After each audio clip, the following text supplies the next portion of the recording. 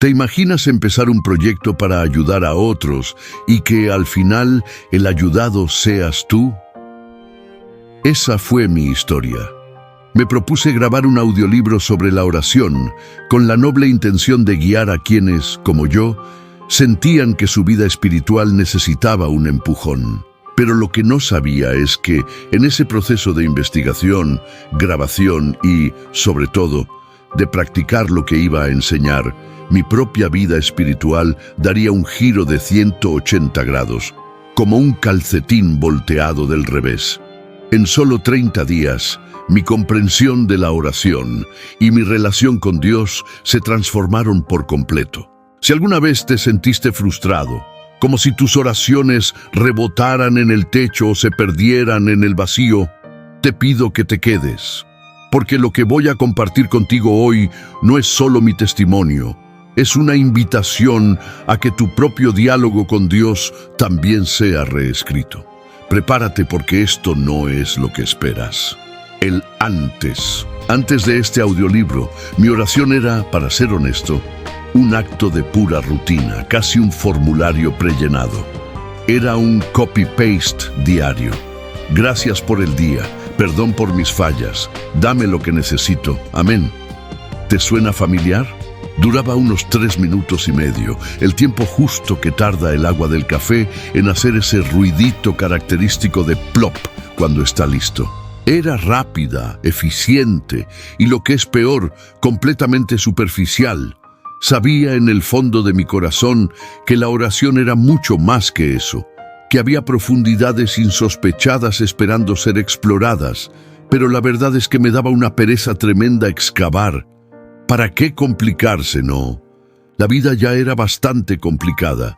Mi visión inicial para este audiolibro era tan sencilla como ingenua. Pensé, haré una pequeña guía, algo práctico, la subo a internet y listo. 4 capítulos, una voz tranquila, un fondo de lluvia relajante y tendré mi pequeño éxito pasivo, un recurso útil y fácil de producir. No había una pizca de anticipación de que el Señor, con su infinita sabiduría y su peculiar sentido del humor, iba a usar precisamente mi propio audiolibro como una herramienta para sacudirme el alma hasta los cimientos. Creía que iba a enseñar, pero en realidad iba a ser el alumno más sorprendido de mi propia clase. ¿Cómo podía yo, con una oración tan automatizada, pretender guiar a otros? La respuesta, como verás, es que Dios no necesita nuestra perfección para usarnos, solo necesita nuestra disponibilidad para ser transformados. Y vaya que me transformó. El punto de inflexión. El primer gran terremoto espiritual llegó cuando empecé a investigar para el capítulo sobre adoración. Siempre había entendido la adoración como una especie de preludio a la lista de deseos. Un Dios, eres bueno, ahora por favor, dame esto y aquello. Pero entonces leí algo que me detuvo en seco. Adorar no es pedir, es admirar.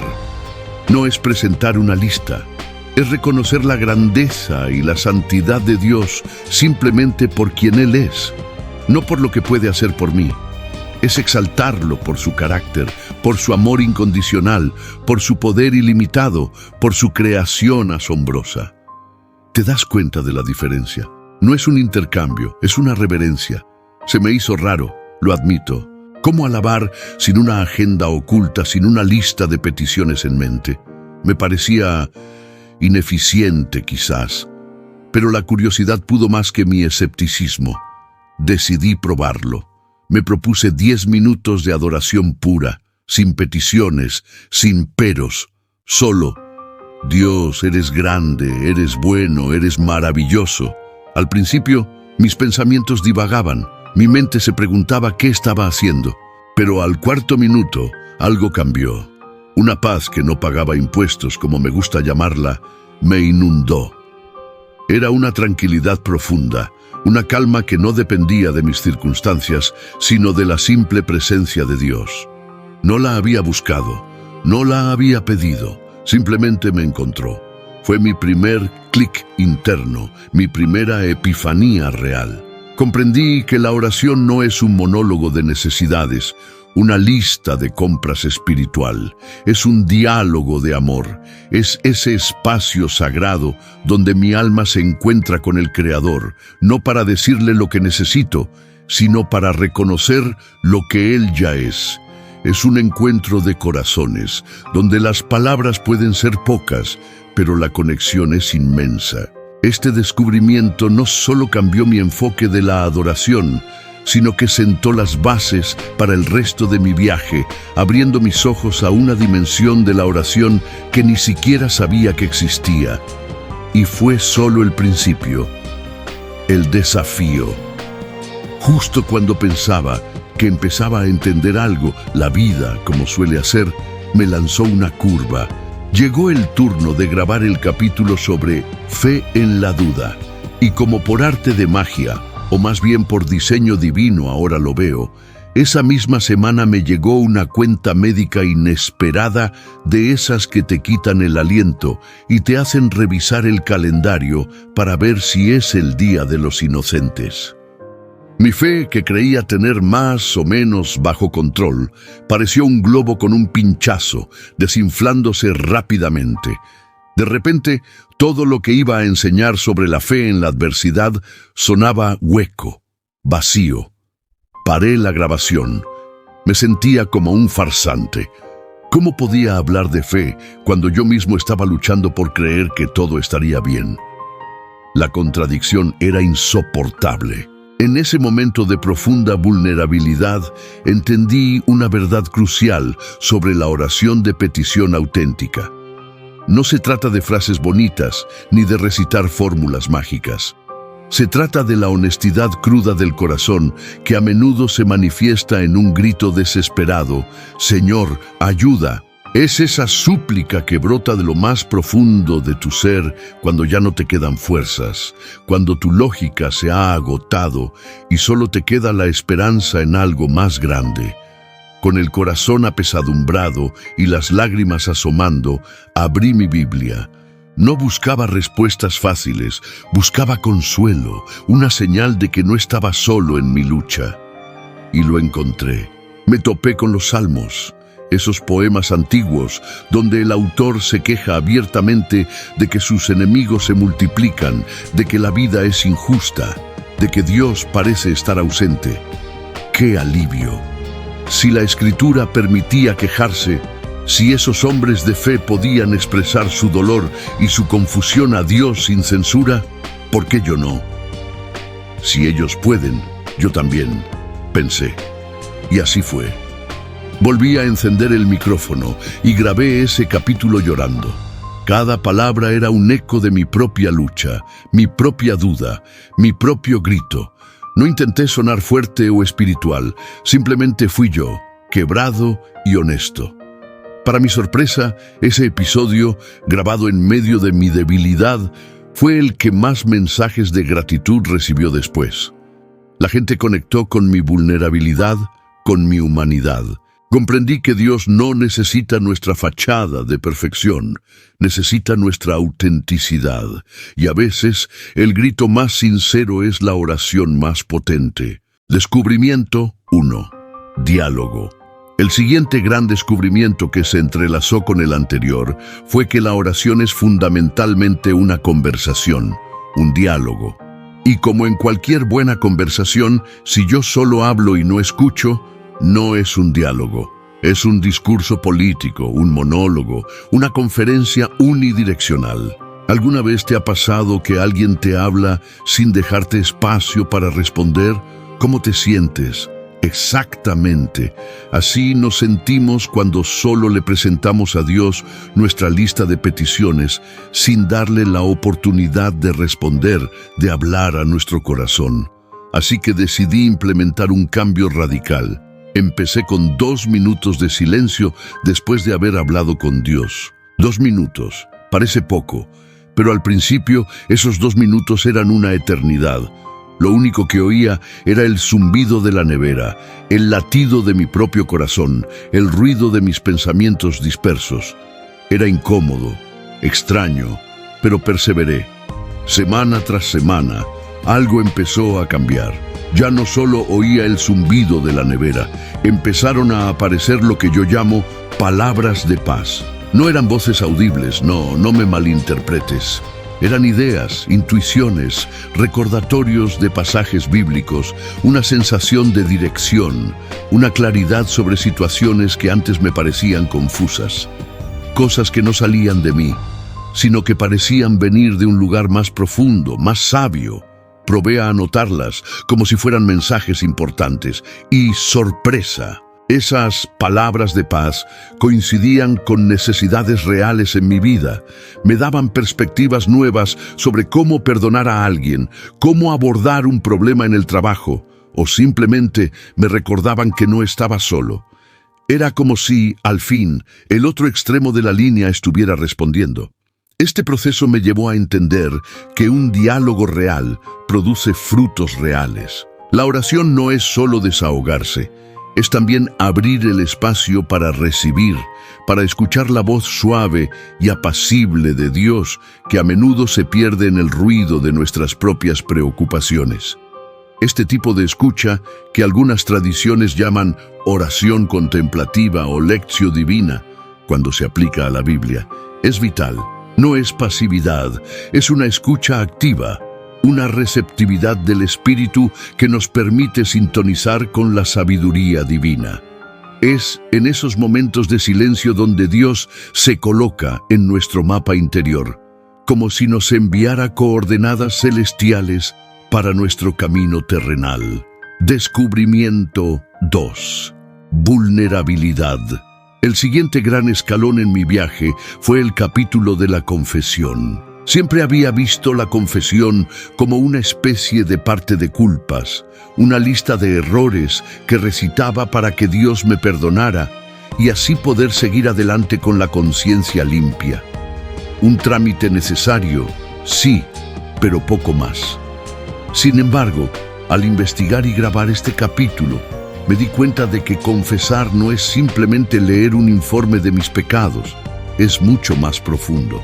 Es desnudar el corazón sin justificarme, sin excusas, sin atenuantes. Es presentar mi yo más auténtico y defectuoso ante la santidad de Dios, no para ser juzgado, sino para ser sanado. En un acto de valentía o de locura, según se mire, me atreví a contarle a Dios un resentimiento que cargaba desde la secundaria, algo que había guardado bajo llave durante décadas. Era una herida antigua, una injusticia percibida, que se había enquistado en mi alma y que sin darme cuenta seguía afectando mis relaciones y mi paz interior. Nombrarlo, sacarlo a la luz en la presencia de Dios, fue como sacar una muela cariada, un dolor breve, punzante, pero seguido de un alivio largo, profundo y liberador. La sensación de soltar esa carga fue indescriptible. Después de ese acto de confesión y vulnerabilidad, algo sorprendente sucedió. Fui capaz de perdonar a la persona que me había herido. No fue un acto forzado de la voluntad, sino una liberación natural que brotó de esa confesión sincera. Y mi oración, mi oración, subió un octavo de tono. La gravedad se aligeró como si un peso invisible hubiera sido quitado de mis hombros. Ya no me sentía encadenado a ese pasado, a esa amargura. La oración se volvió más ligera, más gozosa, más auténtica. Este descubrimiento me enseñó que la vulnerabilidad no es debilidad, es la puerta de entrada a la verdadera intimidad con Dios y a la sanidad interior. Cuando nos atrevemos a mostrarnos tal como somos, con nuestras heridas, nuestros miedos y nuestros resentimientos, es cuando Dios puede realmente obrar en nosotros. La confesión no es para que Dios se entere de algo que ya sabe, sino para que nosotros mismos reconozcamos nuestra necesidad de su gracia y permitamos que su amor transformador actúe en las profundidades de nuestro ser. Es un acto de fe radical, una entrega total a su misericordia. Descubrimiento 3. Quien cambia soy yo. Mi plan original para el audiolibro incluía un capítulo titulado Pomposamente. ¿Cómo cambiar tus circunstancias a través de la oración? Qué ingenuo era. Creía que la oración era una especie de varita mágica para manipular la realidad a mi antojo, para que Dios hiciera mi voluntad y me diera todo lo que yo quería. Pero la verdad es que la oración no cambió mis circunstancias externas de la manera que yo esperaba. En cambio, me cambió a mí. Y esa transformación fue mucho más profunda y duradera que cualquier cambio superficial que pudiera haber deseado. A medida que avanzaba en la grabación de los capítulos, si escucharas el audiolibro, notarías cómo mi voz se serena capítulo tras capítulo. Al principio había una tensión, una prisa, un tono más ansioso, pero a medida que mi práctica de la oración se profundizaba, mi voz se volvió más calmada, más centrada, más en paz. Mi esposa, que es mi termómetro personal más fiable, me lo confirmó. «Hasta tu forma de conducir se suavizó», me dijo un día entre risas. Y tenía razón. Yo, que solía ser el campeón de la impaciencia al volante, empecé a encontrarme más tranquilo, más dispuesto a esperar, menos propenso a la ira por el tráfico. La conclusión de todo este proceso fue rotunda y liberadora. Orar no es una llave para que Dios haga mi voluntad, es el espacio sagrado donde Él me moldea a la suya. Es donde mi voluntad se alinea con la suya, donde mis deseos se purifican y donde aprendo a confiar en su plan perfecto, incluso cuando no lo entiendo. Esta es la esencia de la oración de consagración. Entregar mi vida, mis planes y mi voluntad a Dios, siguiendo el ejemplo de Jesús en Getsemaní. No se trata de cambiar a Dios para que se adapte a mis expectativas, sino de permitir que Él me cambie para que yo me adapte a su amor y sabiduría infinitos. Este descubrimiento fue liberador, porque me quitó la presión de tener que lograr algo con la oración. Ya no era una herramienta para obtener cosas, sino un medio para ser transformado. Y esa transformación interna, esa paz que comenzó a habitar en mí, resultó ser mucho más valiosa que cualquier circunstancia externa que pudiera haber deseado cambiar. La oración se convirtió en un gimnasio espiritual, donde mi espíritu se ejercitaba, se fortalecía y se purificaba, preparándome para enfrentar la vida no con menos problemas, sino con más recursos internos y una fe inquebrantable. Datos que me dejaron callado. Y por si mi experiencia personal no fuera suficiente para convencerte del poder transformador de la oración, la ciencia también tiene algo que decir al respecto. En mi investigación me topé con algunos datos que me dejaron, literalmente, callado. No solo mi alma estaba siendo impactada, sino que había evidencia tangible de que la oración tiene efectos medibles en nuestro cerebro y cuerpo.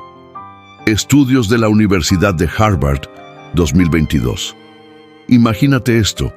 Investigadores de una de las universidades más prestigiosas del mundo descubrieron que quienes practican oración contemplativa diaria, un tipo de oración que implica silencio y una atención profunda a la presencia de Dios durante solo 8 semanas, reducen en un 24% la hormona del estrés cortisol. Esto es enorme. El cortisol es la hormona que nos mantiene en modo lucha o huida, y su reducción significa menos ansiedad, mejor sueño y una mayor sensación de bienestar. ¿No es asombroso que una práctica tan antigua tenga un impacto tan moderno y medible en nuestra salud? Esto valida mi experiencia con el silencio y la paz que no pagaba impuestos. El Brain and Behavior Institute. Este instituto reporta que la oración repetitiva, como la que se practica con frases cortas y meditativas, tipo Maranatha, que significa «Ven, Señor», o la oración de Jesús, sincroniza los hemisferios cerebrales. ¿Qué significa eso? Que tu cerebro entra en un estado de coherencia, lo que se traduce en una profunda sensación de calma y unidad. Esto explica esa paz que sobrepasa todo entendimiento que describe el apóstol Pablo en Filipenses 4:7. No es solo una frase bonita, es una experiencia neurofisiológica que se puede observar y medir. La oración no solo calma tu espíritu, también calma tu cerebro. Encuesta de YouVersion 2023. YouVersion, la aplicación de Biblia más popular del mundo, realizó una encuesta reveladora. El 67% de sus usuarios que completaron un plan de oración de 30 días aseguraron haber experimentado menos ansiedad y más propósito. Piensa en esto. Personas de todas las edades en diferentes partes del mundo dedicando un mes a una práctica intencional de oración, y la mayoría reporta una mejora significativa en su bienestar emocional y en su sentido de dirección en la vida. Esto no es coincidencia. Es la prueba de que la oración, cuando se practica con constancia y propósito, tiene un impacto real y transformador. Estos son datos secos, números y porcentajes que, a primera vista, podrían parecer solo estadísticas. Pero cuando los vivís, cuando experimentas en carne propia lo que significan, dejan de ser fríos números y se vuelven testimonio. Son la confirmación científica de lo que mi corazón ya estaba experimentando.